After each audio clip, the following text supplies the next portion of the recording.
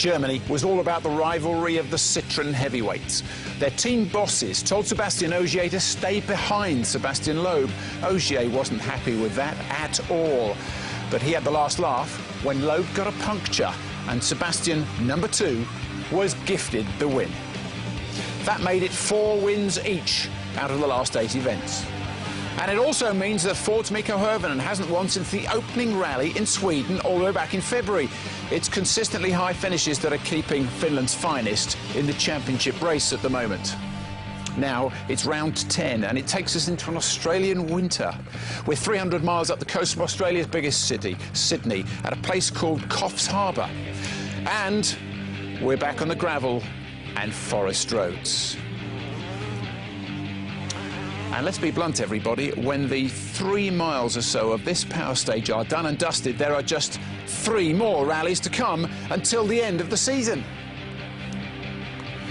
And in the studio with us this Sunday morning, wide awake and sharp as a tack, I'm glad to say it is Mark Higgins. Mark, you're very welcome. Thanks, John. We are wide awake and sharp as a tack, aren't we? Just about, just about. Listen, tell me about these Sébastiens and this rivalry which has really come to a head at Citroën between Loeb and Ogier. What do you make of these two at the moment? Well, the 2 guys fighting for the championship are in the same team. You know, it's very difficult, and there's got to be tension there because they're both the quickest guys out there.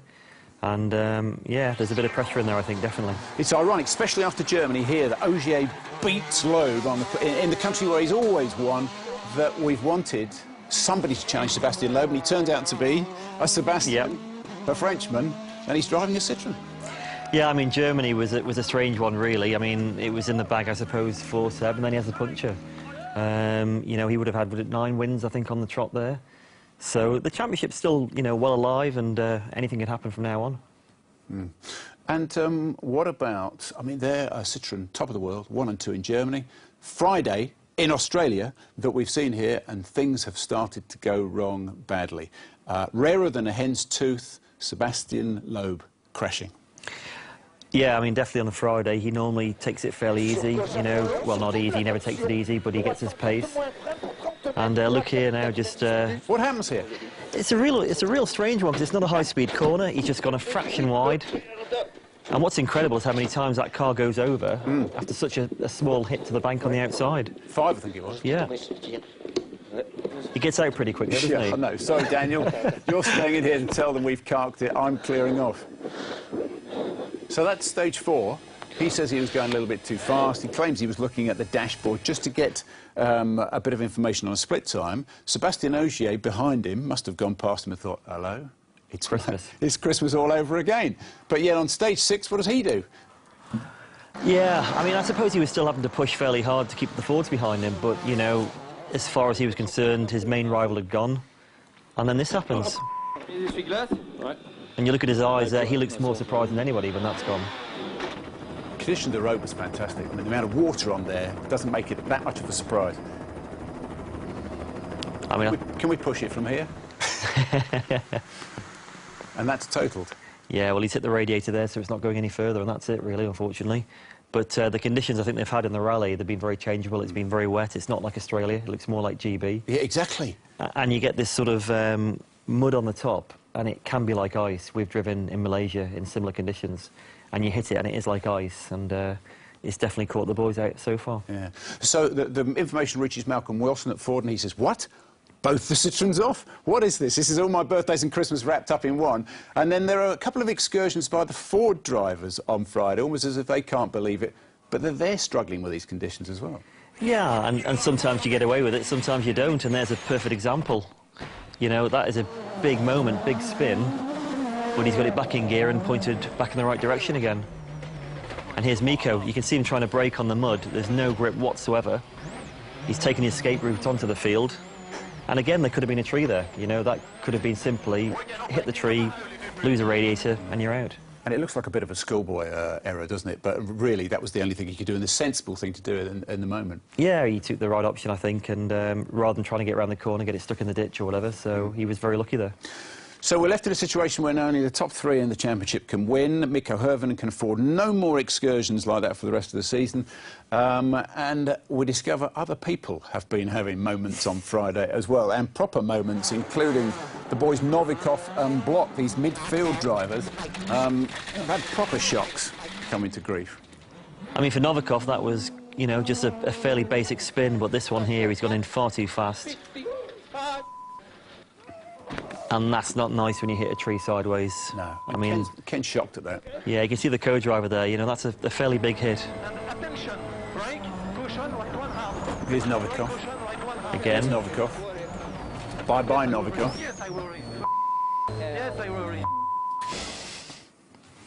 Yeah, well... Painful, aren't they? And the point you make about Wales is illustrated there with the amount of water and the lack of grip that you can see on the road in front of you.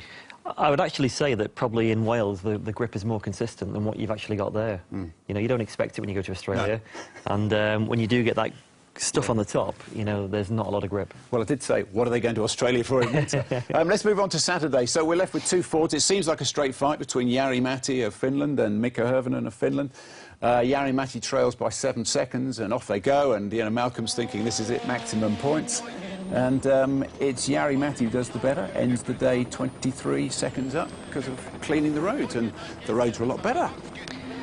Yeah, I mean, I think it was very impressive the first stage time that Jari-Matti, he sort of took the lead straight away. And they drove well, but they're obviously pushing quite hard. They're maintaining their gap over Petter in third. And at this point, do you think it's as dawned on Ford and Mikko Hirvonen exactly what the stage is, and that, you know, there are points to be made here, and there's an opportunity here for Mikko Hirvonen as well? Well, it's a critical time, isn't it? You don't get gifted this very often when the two Citroens are gone, for manufacturers' points, for drivers' points. So they've got to definitely capitalise on that and make the most of it. And we haven't seen the end of poor old Novikov, because we're going to show you his demise this morning, and we're going to show you Henning Solberg as well. Here's the Russian. You've only got to look at his face to realise that's horrible, haven't you? That's a hard hit there. But unfortunately, Novikov has quite a few of those. And that's a really strange one that Henning's had. He's just gone in there way too fast. It almost looks like he's got the wrong corner. But not too much damage, I don't think. They never drive as well on their roof, do they? Unfortunately not, no. We've all got experience of that. Right, Mike, let's show everybody the leaderboard before we go to the power stage in Australia. Remember, the Citroens have got to go for this. They need it. They want it. We shouldn't be surprised that Mikko Hirvonen is now top of the leaderboard. They've positioned him nicely, haven't they, Ford, for maximum points. Look at Matt Wilson in 4th place, about to equal his best ever result. And the Citroens, we've got Ogier in 12th. They slowed him down, and they've managed to manoeuvre Sebastian Loeb up into 10th place. A little bit of team orders in the penultimate stage has worked well for Mikko Hirvonen and for Sebastian Loeb. But who's going for it? Here they are, Julian Porter and Paul King. This is how the leaderboard looks as we move on to the final test. Hirvonen back in the top spot, 15 seconds up on his teammate. Solberg in a comfortable third, and there is confirmation of Loeb's late move into the points at his teammate's expense.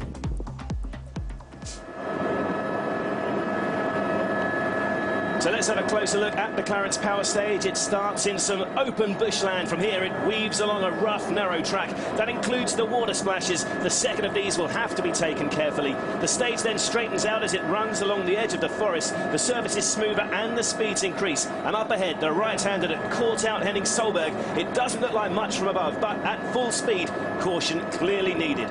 Lots of big trees on the left to be aware of as well. If they get a bit loose after a 90 left, it's then a 750-metre flat-out sprint all the way to the finish. And this is how the drivers line up. First in, American stunt junkie Ken Block. He's followed by local PWRC competitor Nathan Quinn in his Group N Mitsubishi. Then Dutchman Peter van Merkstein. Kiwi star Hayden Padden is on course to claim the PWRC title. Then we're back with the WRC cars. Henning Solberg, he'll hope for a less bruising run, while Ogier will be desperate for power state points, as of course will his teammate Loeb. Al Qasimi is our 8th car in. He, like Matt Wilson, is on course for a personal best finish. Petter Solberg has won a power stage before, while rally leader Mikko Hirvonen has won 3 of them. Then finally, Jari-Matti Latvala yet to claim a power stage victory. He should be one to watch too. So the fans are ready. It's been quite a morning. We're back on gravel for the Aussie Power Stage. 4.5 kilometres to come. And after all the breathless drama that's preceded it, the extra points available this afternoon could be more important than ever. They really could. I mean, it's what Citroën are doing. They're trying to get as much as they can for Loeb. It wasn't such a disaster on Friday, but I think they're seeing it now as a major problem, and they need to sort it out. But Ken Block's our first car into this stage. He's only about 4 or 5 seconds off coming in now. Block on the launch control, on the handbrake, ready in first gear to launch into the stage. He's in and away. Yeah, the first chance to get a look at this fantastic power stage out here in the bush in Australia. It really is quite some challenge, isn't it? It is. I mean, the first corners, as you pointed out, there's quite a lot of like straights with 90-degree corners. It's the ones with the long curves and kinks. Very, very fast stage. It's quite rough. Where we're heading to down here, it starts to go a bit sandier further down. It's very tricky in the braking area for the corner. First water splash is there. That's not so bad a one. It's the second one that's quite deep. As you say, tree-lined all the way, very few open areas on the side. Watch this morning, mistakes were made in those open areas. This is the corner, which is quite sandy-based. Yeah, and remember, this is the second pass through here, so maybe some ruts in places. It is one of the roughest stages we've seen this weekend. And, well, this water splash is coming up.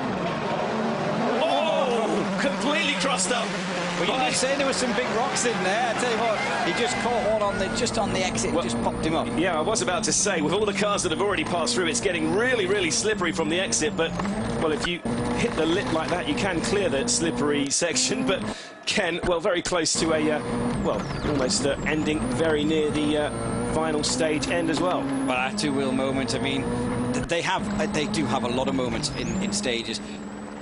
During a weekend. So it's unnecessary, but tell you what, he was pushing harder through the water splash than anybody this morning. Because obviously there's 3 points up for grabs. We're now on this really long straight here.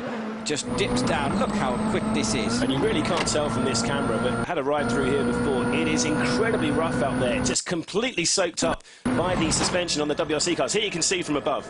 That's it. You can watch the travel. We keep talking about how much, what they call, the engineers call it droop, how much play, the travel these struts have in them. About 200 millimetres. These watches soaking up all the compression and roughness in there.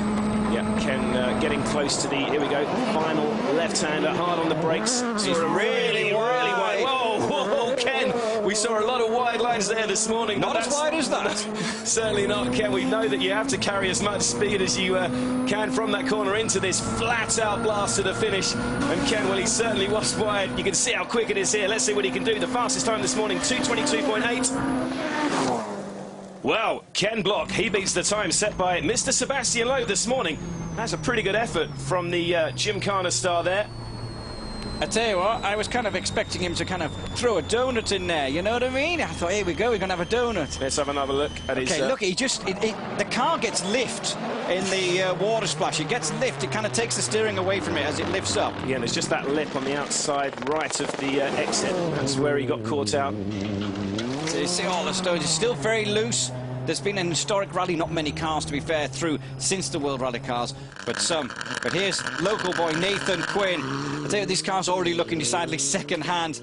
The guy is a local boy, proper local boy. Yeah, you can see that from the Coffs Coast livery on the side of the car. He knows these roads, probably is better than anyone. But he is running here in a Group N Mitsubishi, a few years old as well, this car. But even so, he's been really mixing it with the PWRC boys. Nathan is a guest entry in the production class this weekend for Group N cars. Running as high as second at one point.